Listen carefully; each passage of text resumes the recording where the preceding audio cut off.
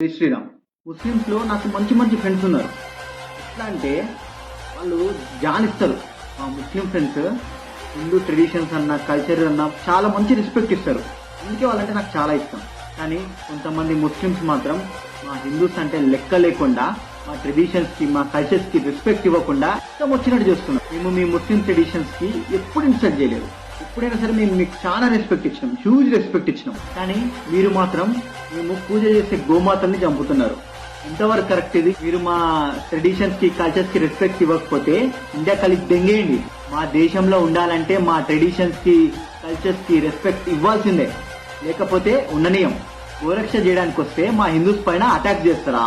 మేము చట్టానికి రెస్పెక్ట్ ఇచ్చి సైలెంట్ గా ఉన్నాం, లేకపోతే చట్టాన్ని చేతిలోకి తీసుకోవడం మాకు పెద్ద పని కాదు. ఆనరబుల్ సుప్రీం కోర్ట్ ఆర్డర్స్ ఉన్నాయి, ఏమని గోవధ చేయకూడదని చెప్పేసి. మీరు కనీసం సుప్రీం కోర్ట్ ఆర్డర్ అన్నా రెస్పెక్ట్ చేస్తున్నారా? ఇష్టం ఉన్నట్టు లెక్క చేయకుండా ఎక్కడ పడితే అక్కడ గోవధ చేస్తున్నారు. మీరు మా హిందూస్ పైన అటాక్ చేశారు కదా, వడ్డీతో సహా మీరు చేసిన తప్పులకి మీరు పనిష్మెంట్ తీసుకోవడానికి రెడీ అవ్వండి. ఈ రోజు కాకపోతే రేపు ఎక్కడికి పోతారు? ఎప్పుడైనా సరే మీరు మా మధ్య తిరగాల్సిందేగా, మా మధ్యకి రావాల్సిందేగా.